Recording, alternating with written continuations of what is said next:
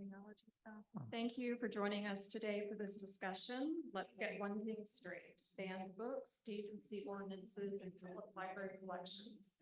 I'm Kristen West, Associate Professor in the James E. Walker Library at Middle Tennessee State University. I'd like to first introduce our panel members. Starting from your right, Dr. Poushali Bhadury is an Assistant Professor of English at MTSU. She specializes in international and comparative children's and adolescent literature, as well as comic and graphic novels, book history, and post-colonial literature. Recently, Dr. Bhadury has enjoyed curating the Very Asian Foundation's Asian American Youth Literature List, also known as the May Book Project, as well as serving on an advisory group for a grant-funded project to expand the Diverse Book Finder website to enhance the discoverability of middle grade and young adult novels featuring Black and Indigenous people and people of color characters. Dr. Bhadury is passionate about advocating for LGBTQ+ youth through her teaching and research. Jordan Nielsen, on this end, is an associate professor in the James E. Walker Library at MTSU. In their role as inclusion and education librarian, they coordinate the library's belonging and engagement initiatives in an effort to foster a more inclusive environment for everyone who uses the library. Jordan also oversees the library's curriculum collection unit, which provides access to a variety of resources related to K-12 education, including young adult, graphic novel, and nonfiction collections. Jordan's research focuses on inclusive hiring in academic libraries. Dr. Rebecca Oldham, in the middle, is an assistant professor of human development and family science and affiliate faculty of women's and gender studies at MTSU. Her research expertise is in romantic relationship development, sexual behaviors, violence in intimate relationships, and masculinity. Since 2015, Dr. Oldham has taught various courses on healthy relationships, communication, and family violence. Her background in human development and family science emphasizes a lifespan development perspective and the importance of societal contexts in promoting healthy relationships and sexuality across diverse populations. Dr. Oldham and her students work with local nonprofits that serve families vulnerable to trauma, abuse, and economic insecurity. Ken Paulson is the director of the Free Speech Center at Middle Tennessee State University and Dean Emeritus of MTSU's College of Media and Entertainment. He is also the former editor-in-chief of USA Today and remains a columnist on USA Today's Board of Contributors, writing about media and First Amendment issues. A former president of the American Society of News Editors, Mr. Paulson also hosted Speaking Freely, an Emmy-winning television show on PBS affiliates, which featured interviews with celebrities and authors about free expression in the United States. Finally, Steve Sullivan is an elected member of Smyrna Town Council and serves as chair of the Rutherford County Library System Board. He's been a resident of Smyrna for 31 years. Mr. Sullivan graduated from Trevecca Nazarene University with a BA in Management and Human Relations and a Master's in Business Administration. A former United States Marine and veteran of Operation Desert Shield Storm, Mr. Sullivan works for Nissan as an information systems manager. He's active in Smyrna adult and youth athletic leagues as a board member and coach, and has been a Parks Athletic Committee member for 9 years. We owe special thanks to Jason Vance, professor and information literacy librarian in the James E. Walker Library, for proposing and organizing this panel discussion. Next, I'd like to provide some context for our discussion. Censorship and attempts at book banning are a longstanding issue in the United States. Harriet Beecher Stowe's Uncle Tom's Cabin, published in 1852, was one of the first books to inspire nationwide ire, banned from sale in Confederate stores for its pro-abolitionist stance. The Comstock Act of 1873 made it illegal to send, quote, obscene, lewd, or lascivious, immoral, or indecent, end quote, publications through the mail. The law also made it a misdemeanor for anyone to sell, give away, or possess an obscene book, pamphlet, picture, drawing, or an advertisement. In the years since, legislatures, courts, and communities have debated and argued over the definition of obscenity. The American Library Association, or ALA, the foremost national organization providing resources for library and information professionals, documents attempts to censor library books, materials, and resources. In the past 10 years, the most often stated reasons for book challenges across American libraries have been: 1, homosexuality, LGBTQ, transgender topics, themes, and characters; 2, use of racist language, offensive language, and profanity; and 3, sexually explicit content.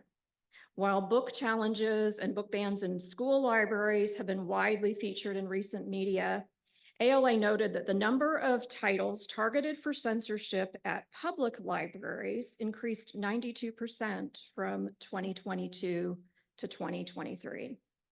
They also found that titles representing the voices and lived experiences of LGBTQIA+ and BIPOC individuals made up 47% of titles targeted in censorship attempts across all libraries in 2023. At the same time, communities are again grappling with definitions of obscenity and decency. In some cases, these discussions are affecting the resources and services offered in public libraries. To begin, Mr. Sullivan, Steve, as the chair of a local library board, could you please describe the process by which book challenges are made and walk us through the steps of how those situations are handled? How does the Rutherford County Library System Board make its determinations, and what criteria do they use? Excellent. Thank you. Thank you for allowing me to be here today. Start that off first. But one of the things that's come to light most recently here in Rutherford County, Murfreesboro, is the passing and then ultimate repeal of the Decency Ordinance. That's kind of what brought, honestly, book challenges to the forefront for Rutherford County Library. Prior to that Decency Ordinance being passed in June of 23, make sure I got the years right, 23, we had only had 5 or 6 requests for reconsideration. Once that Decency Ordinance passed, I think we've had now 14. We've had a total of 18 in the last few years. So the way that process, we rely heavily on the users of the public library, the parents or the parents of the children or administrators or even some of our staff, to bring to our attention any books or content that they would like to have reviewed for reconsideration. Obviously, it's impossible for a librarian to know all of every single word in every single book, every single image, every single thought in the several 100,000 title collection that we have. So we rely heavily on that process. If a parent or a constituent in the community would like for a book to be reconsidered, the Rutherford County Library System has a reconsideration form on our website that we allow anyone to download and to complete. They submit that form through the process. They can drop it off at a local branch. They can submit it electronically. That form requires a few things. It requires them to identify themselves and their address, make sure that they're local residents and citizens. It asks if they're active library members, and it also asks them to cite specific page numbers and content that they are challenging. So they can't just submit a form and say, please remove Tom Sawyer from the shelf, right? They have to tell us page and reference what they are finding questionable. That form then goes through a series of process inside of the library staff. Our collection development coordinator receives those forms and reviews the request. They choose samples of material or other documents or electronic media that's related to that title to review it. May actually, read the book or whatever they have to do to get to the detail. Then the coordinator acts on the request after their evaluation and follows the guidelines that we use based on state law at this point, which we'll talk about, I'm sure, several times today. And then they submit that recommendation or their recommendation to the director of the Rutherford County Library Board. Rutherford County Library system. The director reviews that, either accepts or rejects or asks for more content. Once the director is satisfied with the recommendation that she or he wants to move forward, then they'll move that forward through the agenda to the Rutherford County Library Board. Then our board members will take that recommendation from the staff, review the content, review the complaint, and either accept the staff's recommendation or potentially change that recommendation, move a book to a different category, or potentially remove the book from the shelves. So that's kind of the process. There's several reviews that happen. The branch manager of the individual branches also weigh in along the process. Our criteria that we use up until the decency ordinance was repealed was largely driven by the local decency ordinance that had been passed by the city of Murfreesboro. Prior to that, we were actually not aware at the county level or at the board level that there was a state law that largely mirrored that decency ordinance. So although the decency ordinance has been repealed, now we are aware that there was really a state law that was already in place. And so that's the criteria we use. It's I know that Jason has done a really good job of referencing it in some of the materials that he sent out, but it's I'm gonna put my hands on it here. It's Tennessee Code 39-17-901, I think is where it starts. It's obscenity and loan and sale of forms or documents, essentially. So we use that criteria. It's there is a lot of subjectivity in that criteria that uses words like pure interest of the majority or things around the terms of obscenity and what does that constitute. The state has taken an effort to define obscenity in their Tennessee Code annotated, but again, there's still a lot of subjectivity in that, and their definition essentially just says pure interest of the community, right? Which again is subjective. So we use that criteria mostly. One of the things I think that makes it the most complex for us is that all of the board members on the Rutherford County Library Board are appointed by the funding bodies, which in this case is the Rutherford County government, the city of Murfreesboro, the town of Smyrna, and the city of Eagleville. So the municipalities are the ones that fund the libraries, and they're the ones that appoint the board members. So as a board member, we're sent to the Rutherford County Library Board to represent the municipality that has appointed us. The goal or the appointment is based on the needs or the desires in the majority of the community. That's the whole point in elected officials, constituency, and the majority of who voted for them. Obviously, they don't get every single vote. So there are people that agree with them and people that don't, but we still follow that direction. Of course, that's almost in direct conflict with the intent of the board.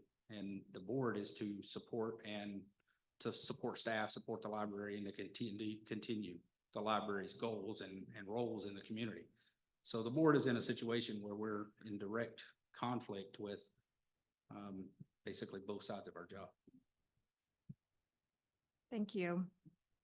Jordan, library book challenges and book bans, as I highlighted, are not just a local issue. Are there other trends in the types of books that are being challenged nationally you'd like to talk about? So great question, Kristen. So yeah, this is not just a local issue. There's a lot, as we know, happening nationally, and we'll put some of that in perspective. So in the current legislative session, I want to talk a little bit about what's happening legislatively. The current legislative session, 27 states have introduced what the American Library Association calls adverse library bills. I'll just call them anti-library bills. So 27 states have introduced anti-library bills in the current session. Anybody want to guess which state has introduced the most anti-library bills? Texas. No, the great state of Tennessee. So across those 27 states, 100 anti-library bills have been introduced. 15 of them have been introduced in Tennessee. So we represent 15% of the current slate of anti-library bills. Yay us, right? So this legislation, of course, is coinciding with a rise in book bans and challenges. So I want to start really quickly in giving a brief description of challenge versus ban, because I think it helps to have a shared understanding. So when we talk about challenges, we're talking about formal requests for reconsideration of materials in a library's collection. When we're talking about bans, we're talking about censorship. We're talking about the government censoring information that communities have access to. And that's important because often these discussions kind of devolve into battles of semantics. Well, it's not banned. You can go to the store and buy that book. That's absolutely correct. We're not talking about being able to purchase the material. We're talking about being able to access it through your library without government interference. So now that we have that kind of understanding, I want to talk a little bit about the numbers. So in 2022, there were more than 2,500 unique titles that were challenged, which represented a nearly 38% increase from 2021. And 48% of those challenges were being initiated in public libraries. Now, according to an analysis by the Washington Post, they looked at 100 school districts where there were 872 challenges to 444 books across 29 states. Of the books that were challenged, 16% of all of the books that were challenged were ultimately removed from libraries' collections. Of all of the books with LGBTQ themes and or characters that were challenged, 21% were ultimately removed. So put another way, books with LGBTQ themes and characters were more likely to be removed after a challenge than books without those themes or characters. Several of those bills that are currently under consideration, or in some cases have passed legislatures, they would actually penalize libraries and librarians with fines, and in some cases make it a felony for selecting and recommending certain materials to minors. So all of this is happening despite librarians consistently ranking among the most trustworthy professions. So in a recent study conducted by the Every Library Institute, more than 1,000 parents, I want to emphasize parents, were surveyed about their perceptions of libraries and librarians. Librarians were ranked among the top 3 most trustworthy professions, right up there with nurses and educators. They also found that 92% of these parents who responded to this survey indicated they trusted librarians to select age and content appropriate materials for children, 92%. And when asked who should have the authority to select books in the public library, librarians were ranked the highest on a scale of 1 to 5, 1 being the lowest, 5 being the highest. Librarians scored 3.6 out of 5. Anyone want to guess who got the lowest score? Local officials and state legislatures. So these efforts by local officials and state legislatures and politicians are directly at odds with what parents and local communities want for their libraries. So it really begs the question, who is all of this for? It's my opinion that these efforts are really aimed at seizing control of our cultural memory institutions for the purposes of advancing a political, social, and cultural agenda that in part is focused on the erasure of the LGBTQ+ community. Thank you. Poushali, many library book challenges are made, as we have heard, under the auspices of protecting children from obscene content. How does LGBTQ literature written for an audience of children and young adults stand up to claims of indecency? Can you tell us a little bit about your research in this field? Yeah, absolutely. Thanks for inviting me to be part of this panel. I'll begin with a brief overview of my research in this field. So my research and teaching kind of centers around children's and young adult literature. One of my recent focus areas within this has been queer children's and adolescent literature. And so at NTSU, I've taught an upper division course on queer YA lit. I'm currently designing a graduate course for the same. I published on queer female characters in South Asian comics and graphic novels that was published in the Journal of Lesbian Studies. Right now, I'm working on a research article, conference papers, etc. on queer South Asian children's lit and young adult lit. So my academic interest in LGBTQ literature written for a youth audience, especially those featuring South Asian characters or settings, it's also fueled by a personal stake. So I grew up in India as an extremely queer kid, and I did not see one single out queer person around me. I think until I was in my 20s, that was not great. And I mean, apart from real life representation of LGBTQ lives or experiences in any form of media, including youth media, was pretty much non-existent for me. So once I began researching the history of LGBTQ youth literature in the US, I found that unfortunately, the picture wasn't too different here either when it comes to representation in youth media. So Michael Carter and Christine Jenkins, they produced a seminal work regarding this.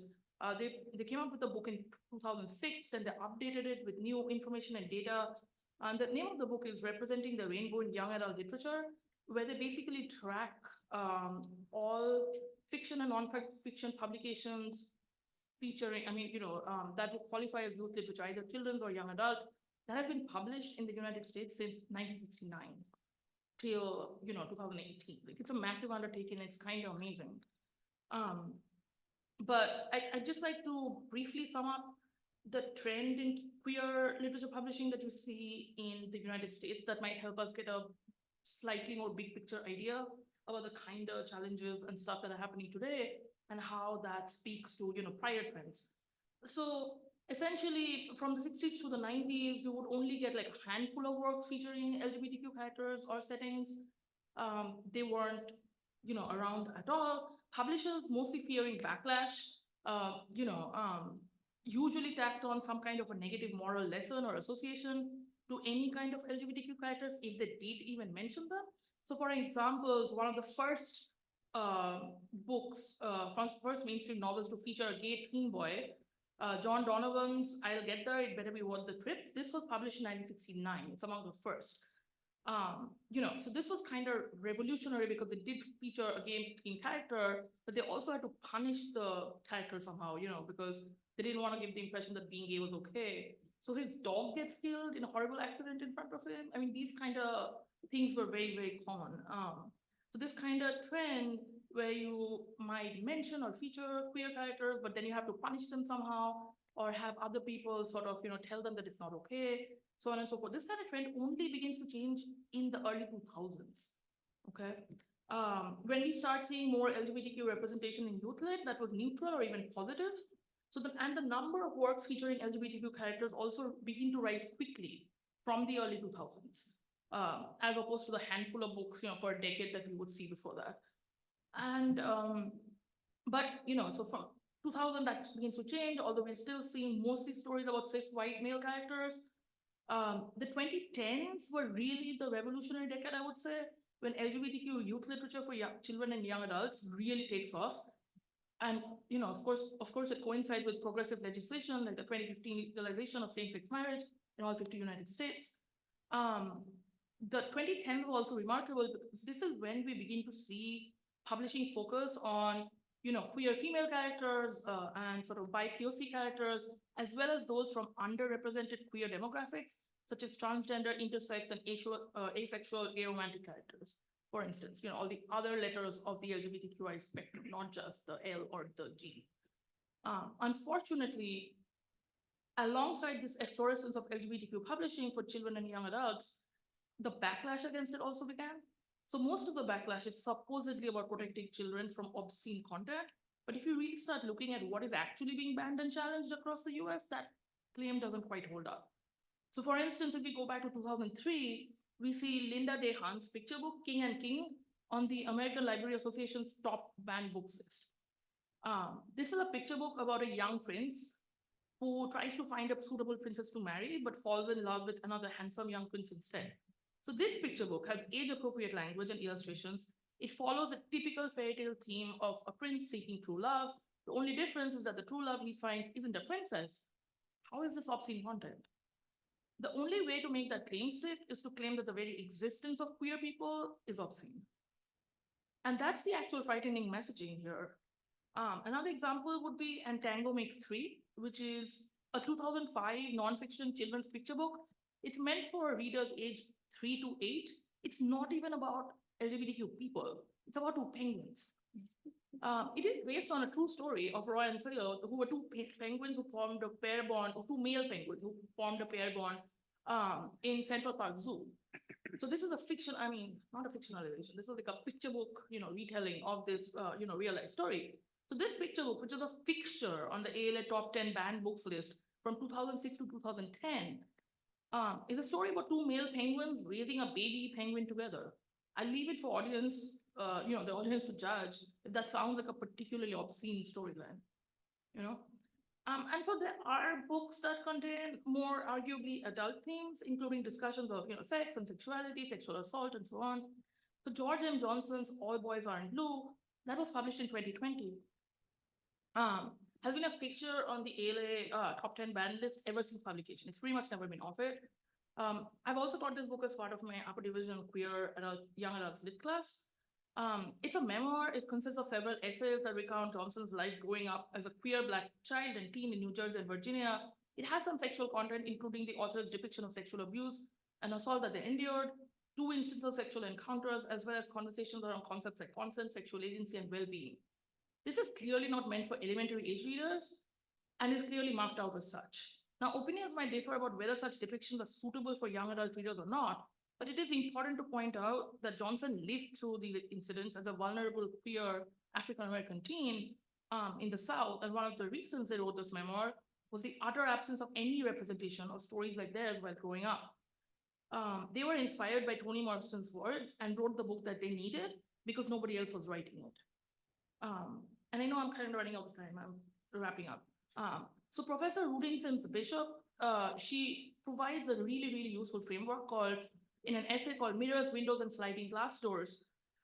Johnson's memoir is a classic example of a book that may act as a mirror for queer teens of color who might be struggling with their identity or who have endured sexual abuse or assault. The representation here helps validate their own struggles, among other things, and also makes them feel seen. This same work is also a crucial window, like Dr. Sims Bishop talks about, window for young adult readers of other demographics. It lets these kids or teens develop an understanding of a fellow teen who is struggling with or going through a different set of life issues, and to help them develop empathy for all that Johnson endured. And all of this from a safe space that a book offers. I'd argue that bubble wrapping children and young adults from the awful things that exist in the world is ultimately doing them a disservice.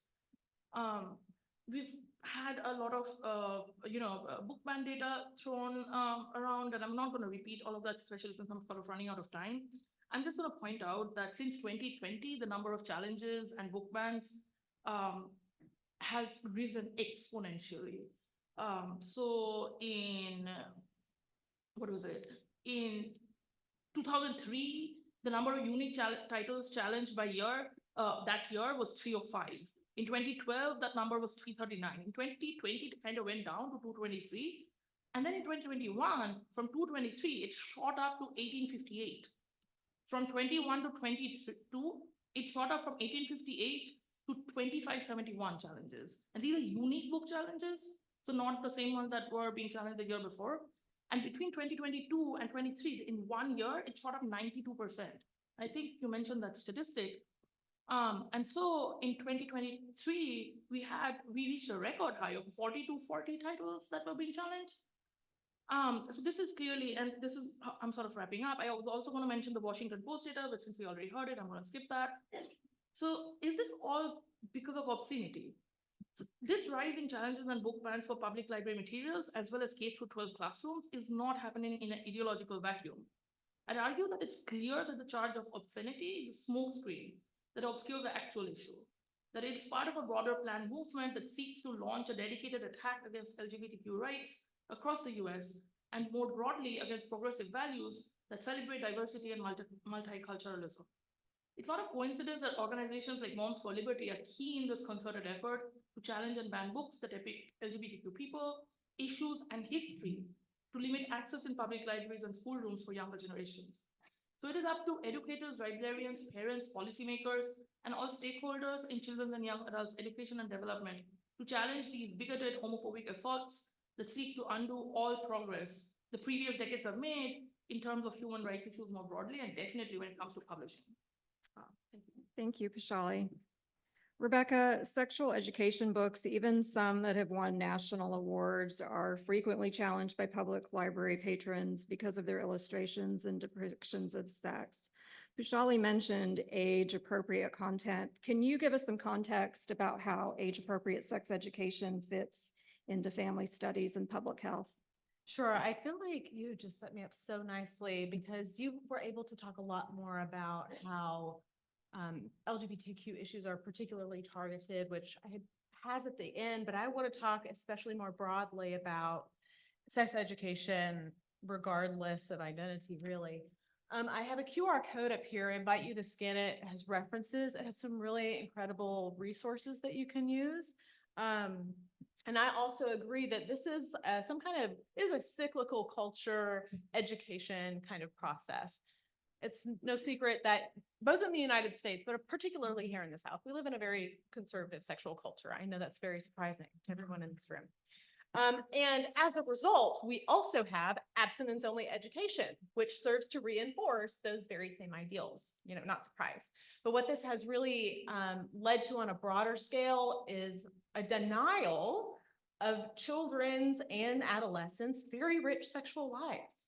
We don't like to think of children, we don't like to think of adolescents as being sexual in any way, but the truth is that they do sexually develop from starting as early as 5 years old. And by the time they get to adolescence, guess what? They hit puberty. And puberty biologically has a lot of mechanisms to sharply increase interest and activity in sexuality. So, one result of having a lack of comprehensive sex ed and this very conservative sexual culture here is that even when there is art, literature, sex education, like the books that were removed from our library, is that many people in our community, which again is the standard that is often used for prurient interest, most people in our community cannot recognize it for its educational and representational value because of the educational and cultural environment we've grown up in. The end result is that regardless of your identity, we have a general fear and shame surrounding sex in our culture, which makes it very difficult for children to have open and positive communications with trusted adults in their lives about the things they need to talk about. Everybody is underserved by the sex education environment, but in particular, LGBTQ youth, people who are neurodivergent, people who have disabilities. And I want to make a really clear caveat because I can already hear like alternative voices in my head being like, so you think kids should just be able to look at anything, right? Nobody, no sex educator or researcher or scholar in this field would recommend absolute zero monitoring of children's online access in particular for lots of reasons. But it is also true that the South in particular has lagged behind for decades in terms of the science that we have about sex education and what helps promote public health. And that includes like some of the key legal definitions, what is harmful to minors versus what is necessary for them to learn and what is developmentally appropriate. By and large in the South, our barometer is broken for this. Let's talk a little bit more specifically about Tennessee's abstinence-only sex education, which you can read that guidelines for through the QR code. And I gotta tell you guys, the science is out. Comprehensive sex ed is better to achieve the public health goals that abstinence-only education professes to want to achieve. Lower teen pregnancy and unwanted pregnancy rates, higher use of contraceptives, including condoms, lower STI rates, later sexual debut, fewer sexual partners. But Tennessee abstinence-only education, if you look through its guidelines, it is characterized by denial. It is characterized by a denial of the best science that we have, a denial of one's very natural sexual interests, and a denial of the diversity that exists in our modern society. There's a lot of fearful language about the dangers of premarital sex and a lot of generation of shame regarding premarital sex. In fact, in 2012, they introduced the gateway sexual behavior as an explicit call to illicit sexual drug use, which is criminalized. So now we're criminalizing and associating sexual behaviors like blowjobs with shame and criminality. And then without any irony, there's an ideal that they will talk to a trusted adult about sex after having instilled feelings of fear and feelings of shame. Good luck with that. And I think this is super important. Open communication about sex is important between partners. It's important for children to have with trusted adults in their lives. But they're not likely to do that in this culture. And that's very important. If we're talking about kids encountering developmentally inappropriate content, something they were not ready to see. Mommy, I don't understand this. Or even more importantly, abuse. when they encounter abuse or are sexually abused, both as children or as adults, they're less likely to have those conversations in this context. If you would like more alternative models for how to engage children in open and honest conversations about sex, I encourage you to listen to some of the really excellent podcasts with Justin Miller on my QR code. So, generally speaking, we have failed to acknowledge the very real sexual lives of adolescents. In the United States, about half of adolescents, or I'm sorry, a little more than half of adolescents have had sex by the time they're 18 years old. If they haven't had sex by then, I can almost guarantee you most of them have masturbated or have had sexual fantasies. And for all the pearl clutching we have about how hypersexual our society has become, since the early 1970s, the age of, or the percentage of 18-year-olds who've had sex has actually declined slightly, partially, we can trace to the rise of comprehensive sex ed. So my major point in terms of trying to determine what is developmentally appropriate, especially when it comes to these books written for and marked as for teen use, we have to come to grips with the fact that teens have sexual curiosity that is very normal, fantasies, desires, pleasures, sexual relationships. Even if adults are squeamish or have residual sexual shame, it is a failure on our part when those feelings get in the way of us being able to educate them on medical knowledge, social knowledge, safety, psychological and emotional information that everybody's entitled to.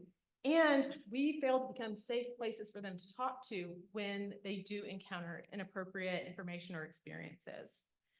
You know, these books that were removed, I've reviewed some of them myself, and they represent for many scholars a really progressive step forward in terms of comprehensive and inclusive sex education. I invite many of you to review them and the contested portions and ask yourself, is the intent of this pornographic, or is it to teach healthy sexual education? Is it to increase representation for people who have often been underrepresented in literature and sex ed? Just because they have sexual content does not necessarily make them obscene. I feel like that was language in a Supreme Court case at one point. Perhaps it's our own sexual shame because of our culture, because of our lack of education, that makes us react so strongly to these things. And I want to again remind us that these books are often marked by LGBTQ characters and concerns. And even if that's not intentional, which I think is very difficult to convince people of, the effect is that free resources that are equitable to everybody have been removed in an environment where even in comprehensive sex ed, there is a dearth of representation for all different types of people, including people who are genderqueer or LGBT. So there's inequitable access for personally relevant education for both LGBT folks, including people with disabilities, neurodivergent folks. It deprives, like you said, everyone, regardless of our identity, the chance to empathize and learn about others' experience and do a little self-exploration in that process. And it sends a clear message about which families our communities are friendly toward, which kids' public health matters, and which families and kids are considered indecent. Everyone deserves access to sex ed that reflects their interests, that reflects their needs, but we have got to address some of the cultural attitudes of sexual shame, homophobia, transphobia, and acknowledge the sexual realities, especially of adolescents, and what the science says is effective sexual education. Thank you, Rebecca. Steve mentioned local and state laws and ordinances, and many library decision makers seem to be operating from a position of legal caution, pointing to those same state and local laws that prohibit the purchase of obscene or indecent material for minors. What are the First Amendment implications here for libraries, for readers, and for authors? Well, thank you for that very good question. I just want to say at the outset here that I'm honored to be in a room full of so many librarians and educators. You are America's heroes these days, the front lines of really the battle of this century in terms of pursuing news and information, pursuing what you believe in, and with an unprecedented number of people trying to block access to information. the people who are right there every day fighting the good fight are librarians and teachers, and I want to thank you for that. This is a great panel, and there's been so much good information, but I have to tell you, Jordan, that, you know, what blew me away was you're saying that Tennessee was the #1 state in book banning, because in 20, 21, 22, and 23, that was Texas. We're #1. We try harder here in Tennessee. That's just appalling to me, but thank you for sharing. So one of the interesting things, I thought Steve's comments about the state law and prurient interests, they were all very interesting. I want to just share a bit of perspective about where the First Amendment fits with everything else we've been talking about. Because there are ordinances, yes, there are state laws, but we are talking the US Constitution, and we're talking the First Amendment.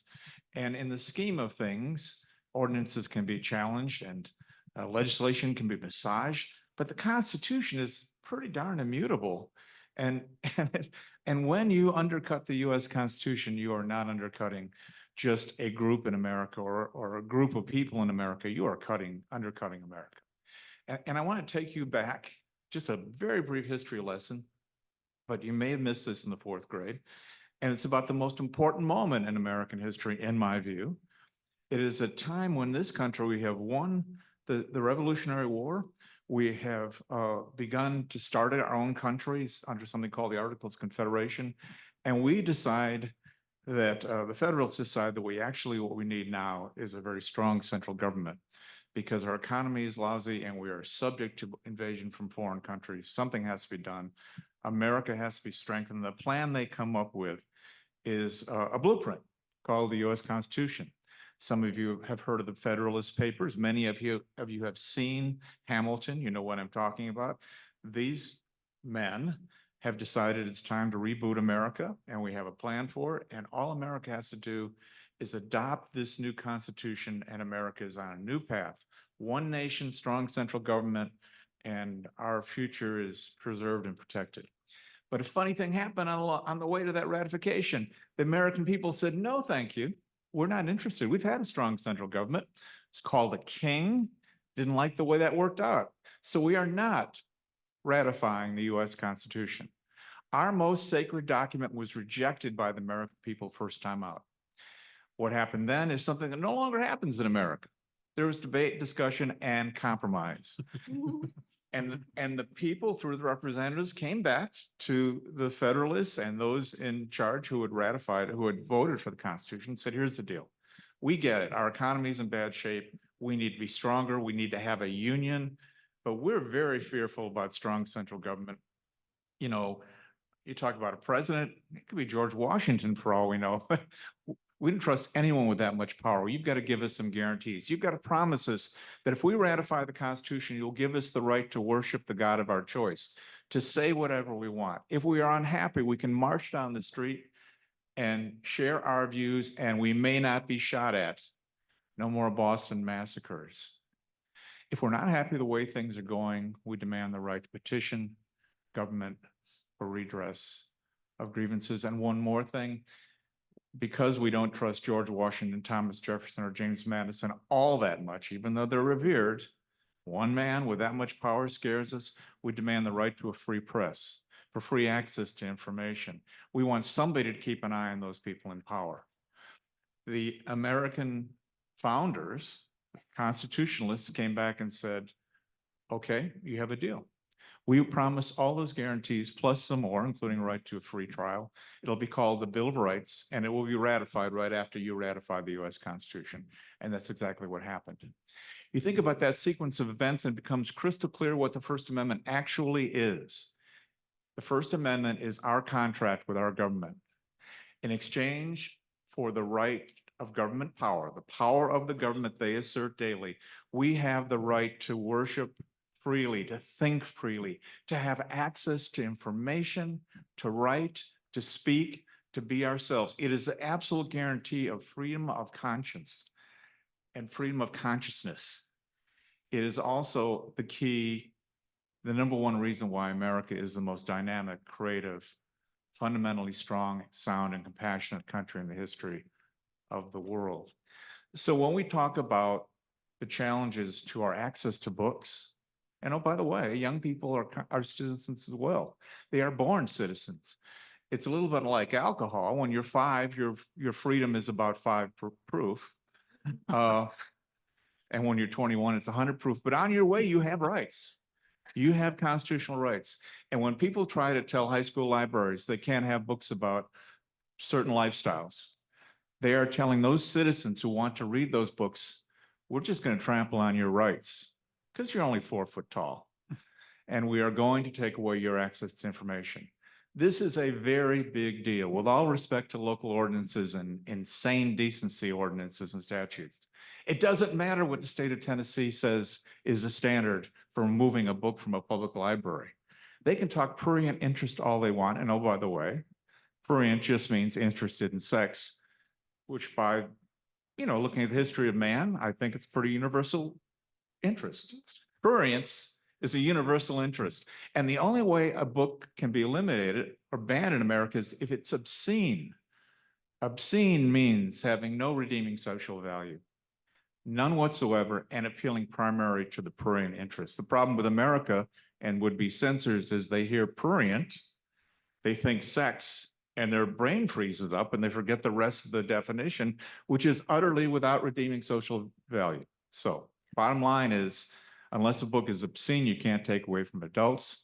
And unless it is obscene for a 13-year-old, which doesn't mean just suggestive, it means utterly without redeeming social value for a 13-year-old, that may be banned, may not be banned. So bottom line to all this, for all the niceties of legality, we have our rules. They've been placed in position since 1791. And when we deny our citizens the right to information, we are not only being thoughtless and selfish, we are being un-American, and we cannot stand for that.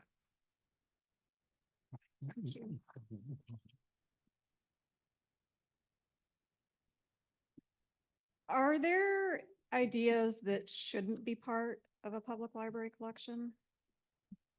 Hate speech, pornography? Is that toss-up? That is a toss-up question. Is there a line that we shouldn't cross? Could I respond, please? We have to understand that government has First Amendment rights too. It can express itself and decide what it stands for. And so those who are librarians of public libraries have a job to publish content, to share content, to purchase content, to share content with the community. The better is the community that gives the community what it needs and wants, okay? So it is not about defining something as being porn or any of these other categories. It's about saying, is this book of value to our community? And it is their job to say no to some books because they're badly written, because they have a limited appeal to the world. They're in Alaska. There's a very limited interest in a book about gardening in Florida. There has to be editing of a library collection. But that is about managing. That is about curating. So when you say, should some books not be there? No, I don't think so. I'm not sure that any books, unless they're legally obscene, should automatically not be in a public library. But it is up to the librarians, people who are entrusted to curate that content, to decide not just what shouldn't be there, but more importantly, what should be there. There's a finite number of resources and they have to make that call. So it is a difference between curation and banning, and it is a huge gulf, and curation is best done by professionals like the ones on this panel. So I would agree actually with everything you just said. It may surprise some folks that but I do believe there are some lines that we have to manage. And I think manage is right. I don't think there's an automatic, right? If it says this, it can't be there. It has to be managed. The things that we struggle with on the board and even as an elected official is to your point, prurient interest and no redeeming or valuable content.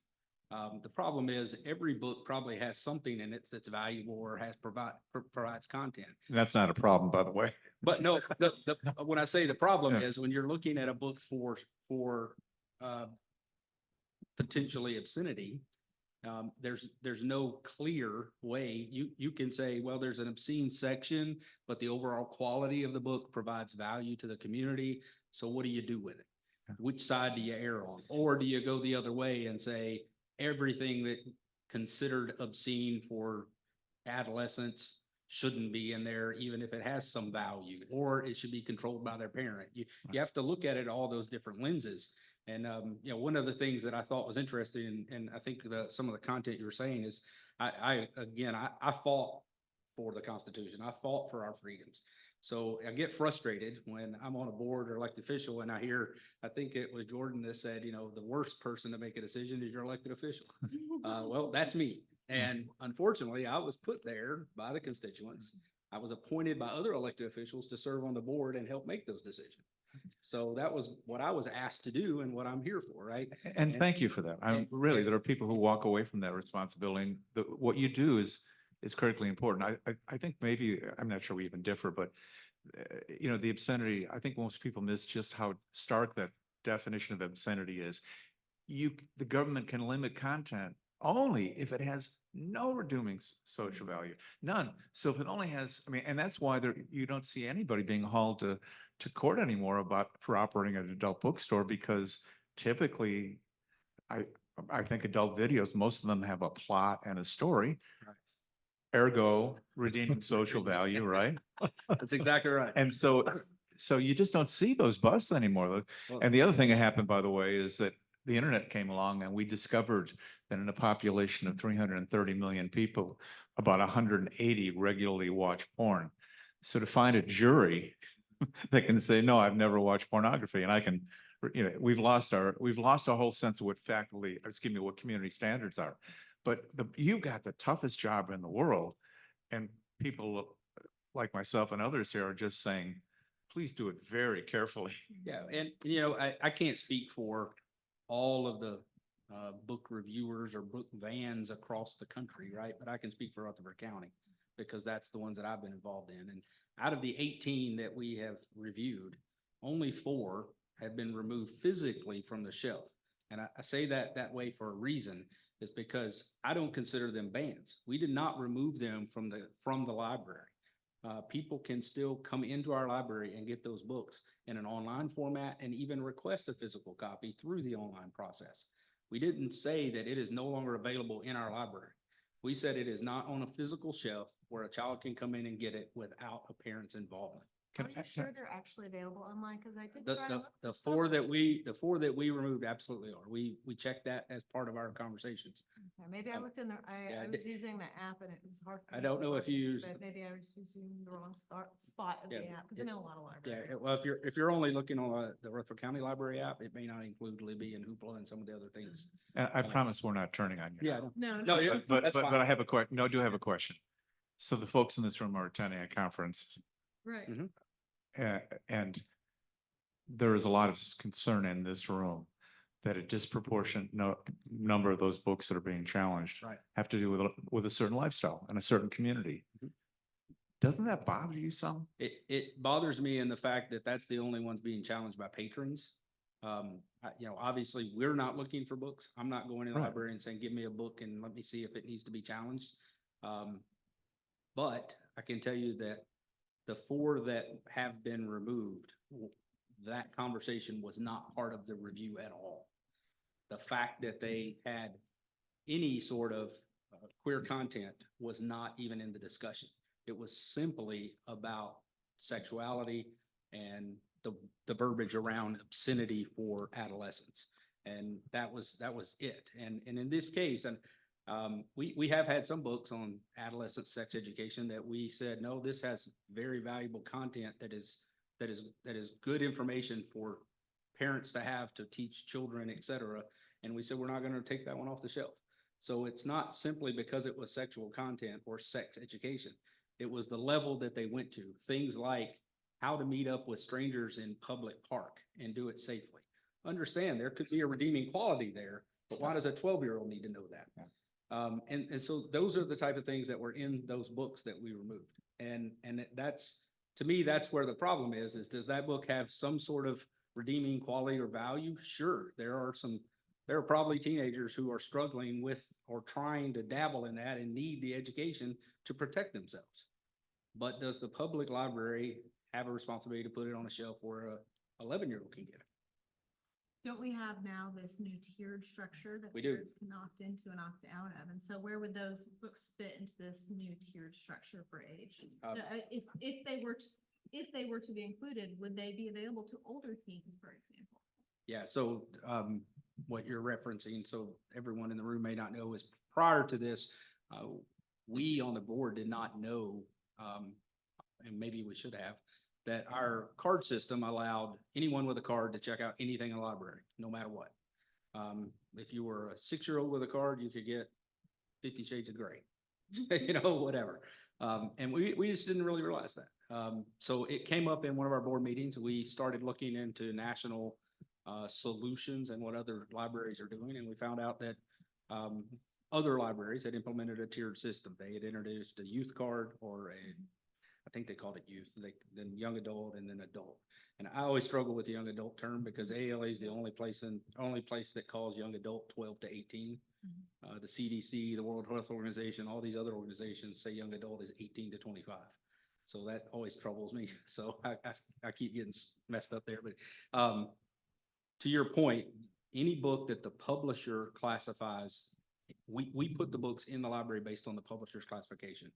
They may get moved to another level based on our coordinator's decision, review of the material, or based on a reconsideration form, because we've looked at it and said, this really doesn't belong in young adult, it belongs in adult. But by default, they go into the category where they are categorized by the publisher.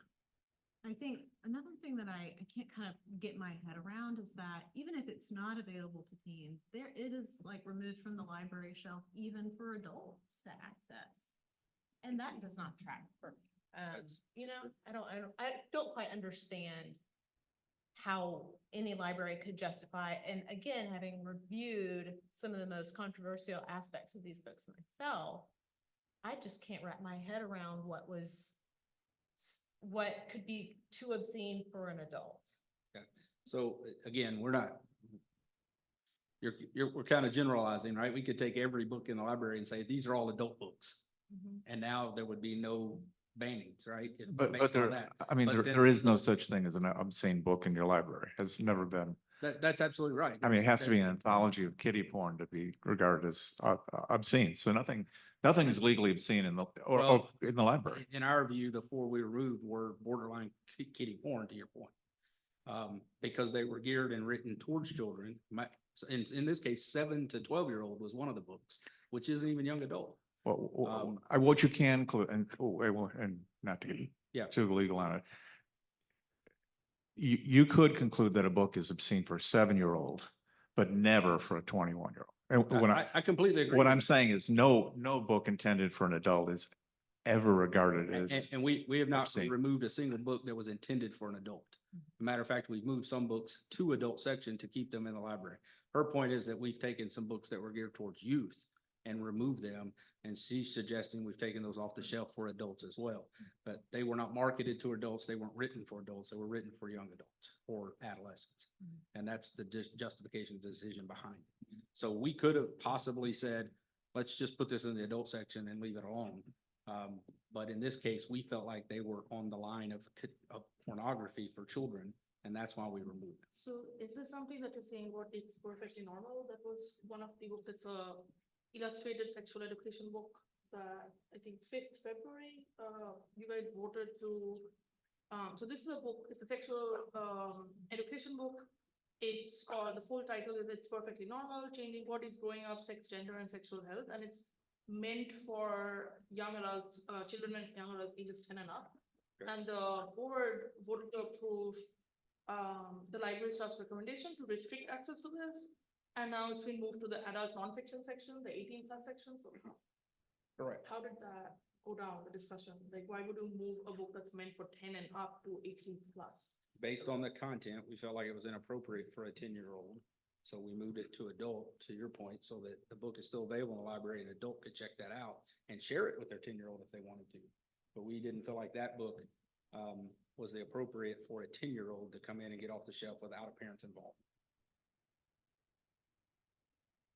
So Kristen, really quickly, I want to return to your original question about the line. I think, are there things that should be in the library's collections? I think that's actually sort of the crux of the issue is who makes those determinations, who makes those decisions. As the librarian on the panel, I'm going to, sort of pose this question and say, should it be the credentialed librarian who has studied and experienced and understands how to evaluate information and sources and develop collections and hold master's degrees in the very thing? Or should it be a legislator who's probably never worked in a library and knows very little about these things? That's where I think sort of the challenge comes. I think those of us working in libraries, we believe that we don't think we know it all, but we certainly have, again, spent years training and working in this field.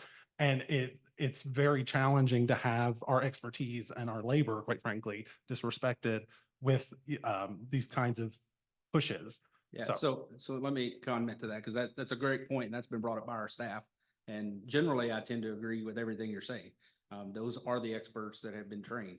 The problem that we have ran into personally in Rutherford County is that with the politicization of the agendas being pushed on both sides, now we have to consider whether or not a decision being made by even a professional is being made because of a personal agenda or because of training. And we've had a situation, I'll give you a specific example of a situation that happened in our library. We had a staff member in our library who noticed that on the shelves, we had books specific to LGBTQ sexual education books that were being marketed and actually displayed on the shelf for, I believe it was Pride Month. And so she noticed it. She asked her branch manager, I'm not saying these shouldn't be there, I'm not saying I disagree, but I'm saying that if we're going to have those there, then we should have Christian education at the same time.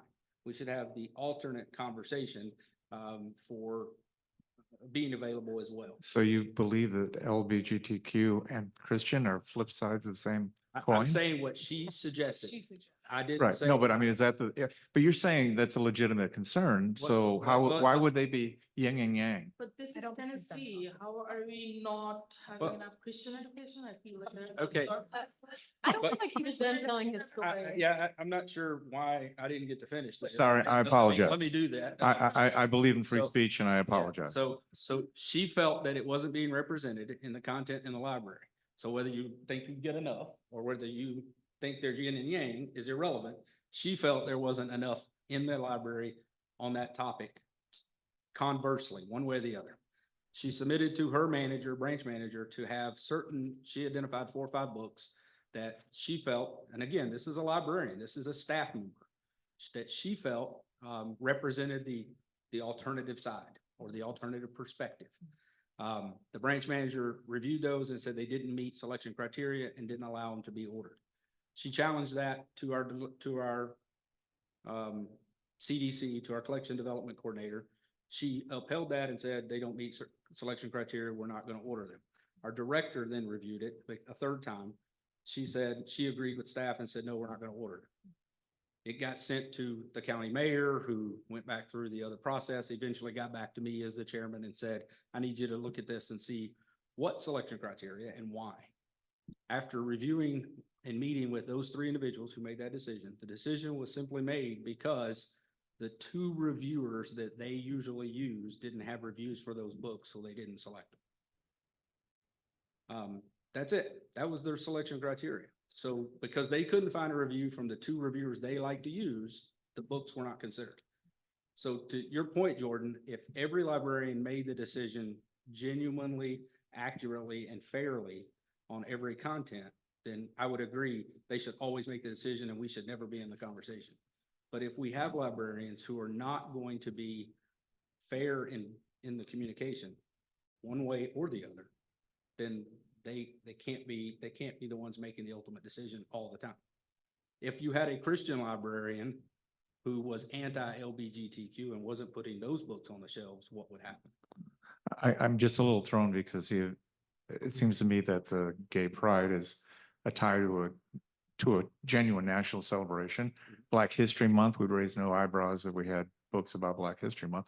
I would not think we would have a problem with I bet you there's Christian History Month as well. I mean, so it just, I So mean, it wasn't the issue that there was a display, it was that that brought it to her attention that these books didn't exist in the library. So I agree with you, if it's Gay Pride Month, then we want to put books that support that initiative on the display. That's absolutely understandable. That's the appropriate time to do it. And there shouldn't be other things up there that don't fit that conversation if that's not what you want. and I She would was saying they weren't even on the shelf at all. And the only other thing I wanted to share is that it's an interesting and compelling anecdote about one librarian. Well, it's But- really three in our But, case. but It there are was- 100,000 But it was our people like Jordan out librarian. there as well. So But it was our librarian, our development coordinator, and our director. So it's not just one librarian, it was really the entire staff. I'm going to step in for a minute here. I have an observation and kind of a question, and I want to preserve time for questions from our audience.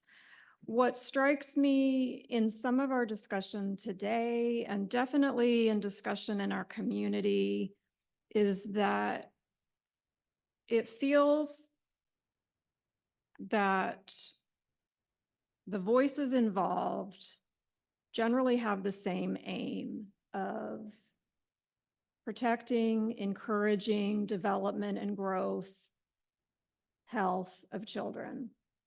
But then we don't agree, the large we, about how we do that.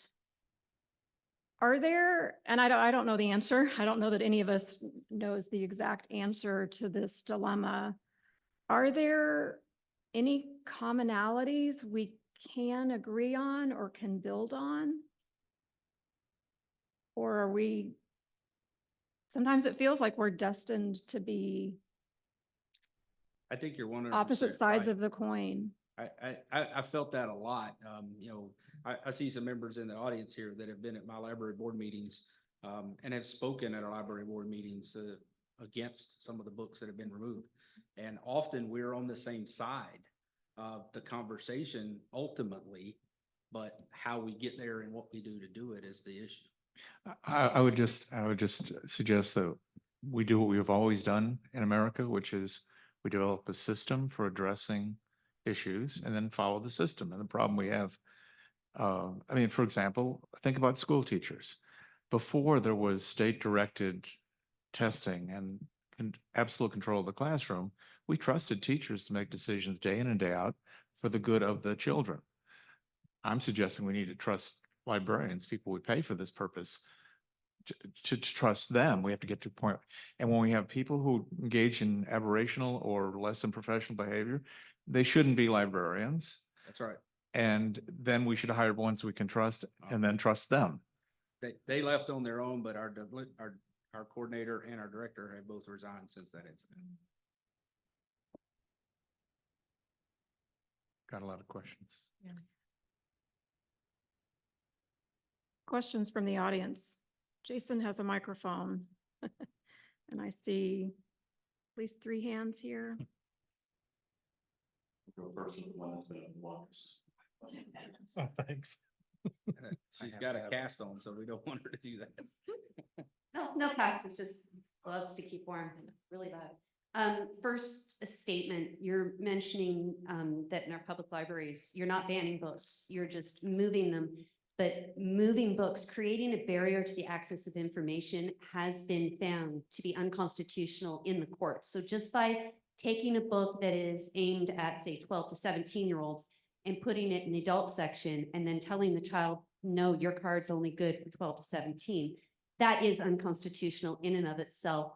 It is though. I don't believe it is. It hasn't been challenged. in Okay, Tennessee then yet. look at Wichita Falls, Texas and Denver versus FCC. When it's challenged and the law in Tennessee changes, we will change our policy. Okay, We well, have to then follow the law we're under. that's great, because that was the other, I had a question about that as well. You had mentioned with the reconsideration forms that you asked them to list certain pages or particular parts. So they're cherry picking little bits out of the book for you to determine if it's obscene or not. And if you go to, this is in relation to the first code that you mentioned, the 39-17-911, And I'll agree it's very misleading because it will say any book, pamphlet, magazine, printed matter, however reproduced, or sound recording which contains any matter enumerated in subdivision A1 or that contains explicit and detailed verbal descriptions or narrative accounts of sexual excitement, sexual conduct, excess violence. All of that sounds like, yeah, okay, that page is in there. But then there's this nice little word and that is harmful to minors. So let's see exactly what harmful to minors means. Harmful to minors means that the quality of any description or representation in whatever form of nudity, sexual excitement, sexual conduct, excess violence, or sadomasochistic, I can't pronounce that word, abuse, when the matter performance A would be found by the average person applying contemporary community standards to appeal predominantly to the prurient, shameful, or morbid interests of minors, is patently offensive to prevailing standards in the adult community as a whole, and taken as a whole lacks serious literary, artistic, political, or scientific values for minors. And this is from the Tennessee law, the definitions. That's correct. So I it's agree with everybody basically on the Miller test. And the Miller test, it states twice that you have to take the work as a whole Mhm. and say that the only reason this exists is to create an unhealthy Yep. or abnormal interest in sex. Okay, and do you get to make that decision, or do I, or who? The experts. The- No, if we're no. talking about what is in a public library, it should So- be so the in highly this- trained and educated experts that understand the in this intricacies case- of the law. In this case, the Rutherford County Board Hmm. has been assigned to that responsibility, as well as the staff. So I understand that you would like for the librarians to make that decision completely on their own. However, that's not how it's been set up and how it's been requested to be managed in this county. Then the board So needs based on to this- apply the Miller test. And if the board applies the Miller test and it doesn't agree with your definition that you just wrote, or your I didn't write interpretation, it. That's the Tennessee. But your interpretation is that if you find a book that you feel has overall good quality to keep it, but the board says it doesn't, then who makes the decision? The board looked at 18 books and determined that 4 did not meet the requirements to stay in the library based on that definition. But they so- didn't. But we did. 3 of us are in this room. We did. Yes, No, we did. You're So cherry picking parts and saying this part. we're not isn't- cherry picking anything. So you're saying The the book was book presented that you've by the. moved. Okay, we're not going to talk about remove. We're going to talk the books that you, as in the board, not you personally, the board Yeah. has moved, Mhm. had no purpose to exist whatsoever, other reason- than to sexually excite in an abnormal and unhealthy way The- people. The reason Because that is the definition in the law. the reason they're still in the library is because we felt they had overall quality, and that's why we kept them. Only the 4 that were removed failed that definition completely, in our opinion. But it's not about opinion. It's law. And if you, Absolutely is. It's you a can look up subjective- every word. It's a subjective definition and a description that has to be interpreted every time. And Then it that's what should we- be, then the person making those decisions should be highly educated in these matters and not just someone off the street who goes, well, I think this word means that. You have to, legal definitions Okay, I'm gonna matter. interject again. We're never gonna agree. You stood up in my board meeting multiple times. The point is that the process has been set up by the government that manages this Rutherford County Library system. And if you want a trained librarian to be on the library board or to be appointed by the municipality, there's a process for trying to do that. That you can sign up yourself if you would like and get elected and get appointed. But the process is the process.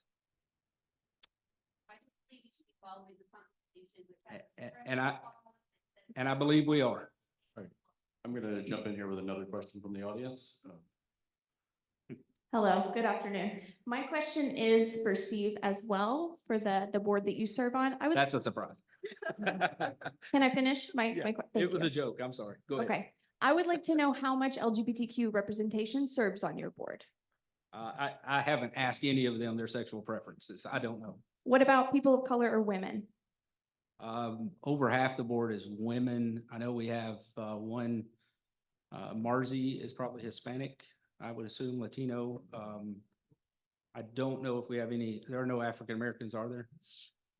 Yeah, I'm not sure. Again, it's not a priority or something that we're not going out and saying we need someone of this color on our board. It's Will- whomever's been appointed by the. Will you tell us municipality. again, please, just briefly, the library system board members Yeah, are there's appointed?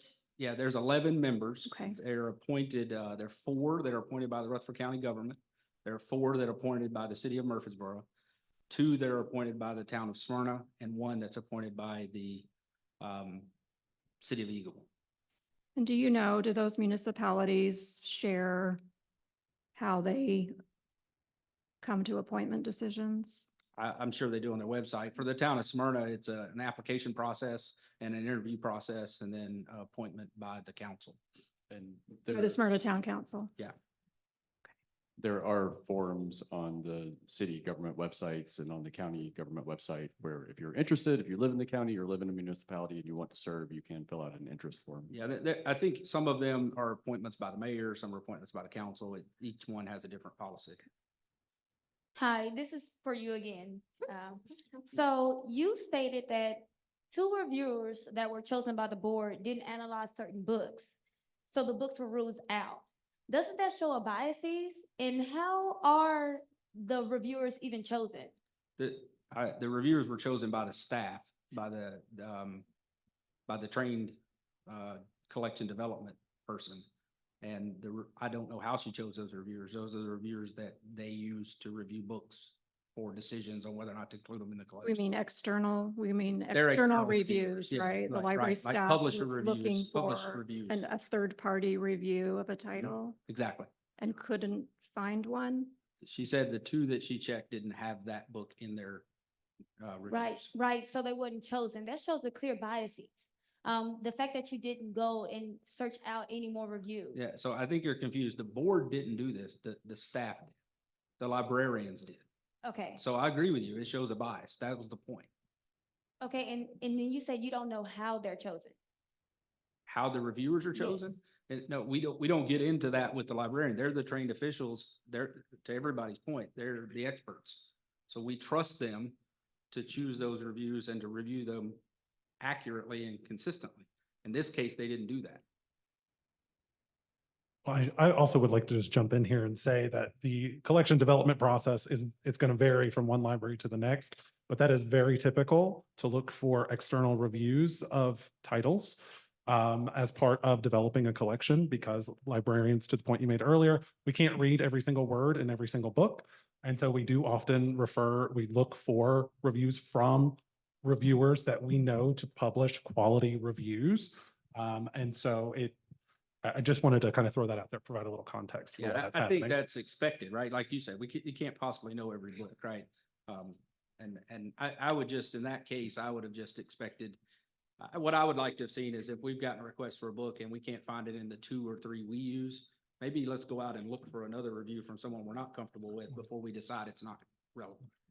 That's all. I'm just gonna throw in and offer one thing of context that if you look at the American Library Association's like list of top 10 banned or challenged books, most of them are extremely highly reviewed. They receive star Yes, reviews, that's they true. are critically acclaimed.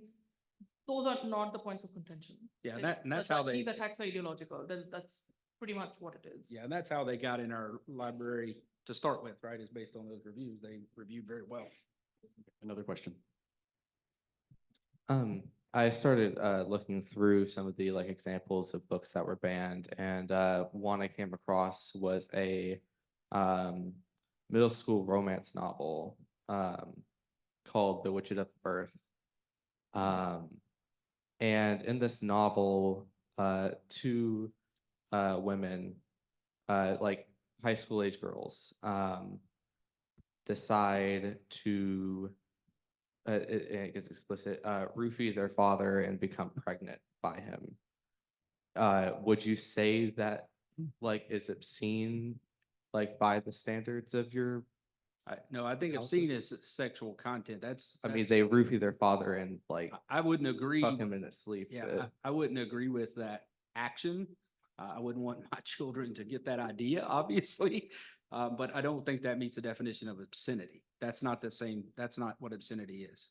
So then why is It's Perfectly Normal, which is a sexual education book, which has a much more a much less prurient interest in obscenity than a book which has a scene of incest. How Well, is that? Well, that book, different? the first book you mentioned, we haven't reviewed. The second book we removed, or moved, but, so I can't talk about the first book compared to another book. The second book, obviously, we felt it met the definition of obscenity. Or we wouldn't Right, have made an except you action. probably did review the first book because it's one that often comes up when banned books are No, discussed. no, we Because didn't. the scene was actually from the Bible. Yeah, but we didn't. Again, patrons submit forms, and if a patron hasn't asked for it, then we haven't reviewed. We're not looking at the ALA's top banned list and pulling them off the shelf and looking at them. We're relying on patrons to identify books they want us to look at. And that book has not been reviewed by Rutherford County. All right, a couple more questions here.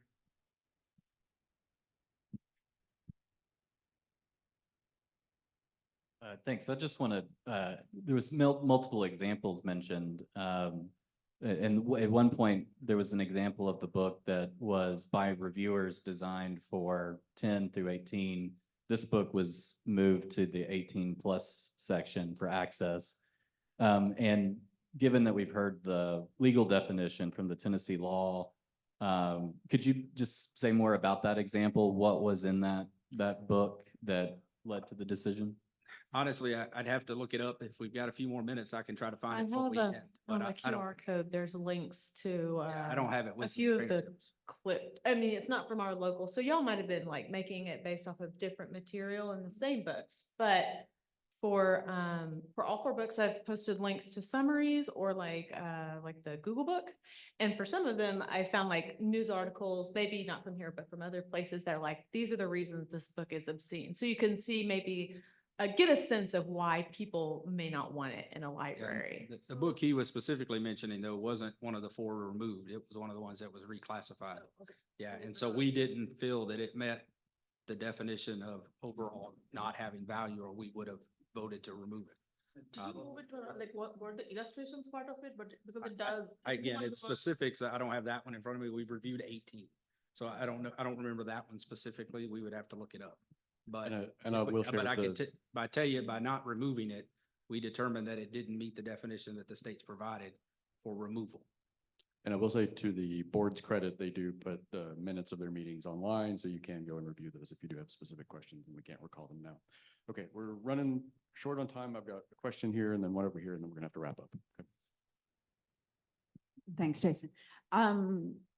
So I think I wanted to address your question about where are the commonalities? And I think that we desperately have to be reaching for those. I am on the board. None of us have enjoyed being on the board lately. People asking about people of color and different representation. I mean, we've probably lost half our board in the last 18 months because we're not paid. We didn't know we were walking into this sort of situation, et cetera. But my point is that I believe that almost everybody on the board really cares about this community. I believe that they really care about access to materials. I also believe that many of them are pretty conservative Christians, and so to Rebecca's point, there is a lot that's just caught up in this cultural aspect of sexuality. I find myself, I came onto the board really with these big visions of, oh, I want to see a new library built west of I-24 because we really need library over there. And now I find myself wondering, oh, am I going to have to defend masturbation in a public meeting? And talking about that in a book. I mean, that's where we are. And it's not comfortable. But what we have to do is keep getting in rooms together and believing in each other as neighbors, I believe. And, and it doesn't just mean when we're in this particular place, But in all places, we have to not believe everything we see on social media, and we have to try to keep interacting with each other individually. That's the only thing I know. Thanks, Corey. All right. Thank you. One last question.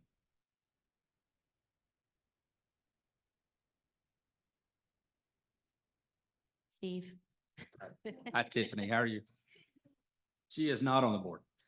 No, I'm on the board of the Rutherford County Library Alliance that fights the book bans. I do just want to say real quick, I know we're wrapping up. I checked the 4 books that you talked about. They are not available anyway through the library system. Libby or Hoopla? None. Yeah, so we were Yeah. told opposite, so we'll find out about it. Okay, and I don't know how recently that changed, but they are completely banned now.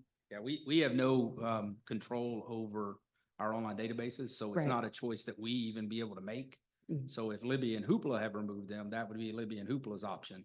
The Rutherford County Library System does not control that content. Okay, I just wanted to clear that up. We do have Mind Comp available through Hoopla, which I support and will, even though I find it detestable. I will support that being on a shelf. There's a lesson to be learned. He said what he was going to do before he did it. And that book is not on our shelves physically. Not physically, it is in Hoopla. Right, correct. I have been getting, and I want to know if the board is getting, I also want to thank you. I know this is not comfortable for you. I know it's not. I would like to thank the other board members for showing up too. I also would like y'all to consider that this is how my son feels almost every day as a queer child living in Rutherford County. When there's 33 LGBTQ bills brought against him, at the state legislature, he hears constantly every day. I would like y'all to consider that. But that's how we get things changed, is by coming together, even when I probably don't agree with you on the color of the sky, but I would like to know if the board is getting contacted the way that I'm getting contacted, and other members of RCLA are getting contacted about what we feel is passive censoring of the ordering process, because there is such a fear and more bureaucracy involved now in the ordering process from the librarians in RCLS. I have random people calling me, which is a side effect of running for school board and having a Google Voice number. You get random calls from people asking me about the library system's ordering process and why the librarians aren't ordering quickly enough. And we're having to tell them there's more steps involved now. And there is a fear, I'm assuming, from the staff, especially when, at the August board meeting, you have member Cody York demanding names of librarians involved with ordering books that he has been against, in a room full of over 100 people. So I'm wondering if you all are getting complaints as well. And I also want to bring up too, before you answer that, your comment that libraries are not for everyone that you made at the steering committee meeting. I don't remember if it was in November 2023 or February this year, that libraries are not for everyone. They're for our most at-risk populations. The rest of us can go buy what we need, but it's those who don't have access to what they need that need the library the most. So first, the only communication I've received related to the ordering process has been a couple of emails from an out-of-state organization who's challenging the state's law now that requires the board to review the order before it's placed. That was a new state law that was adopted, I think, in the last year. I think there is an initiative nationwide to try to stop that process or stop that effort.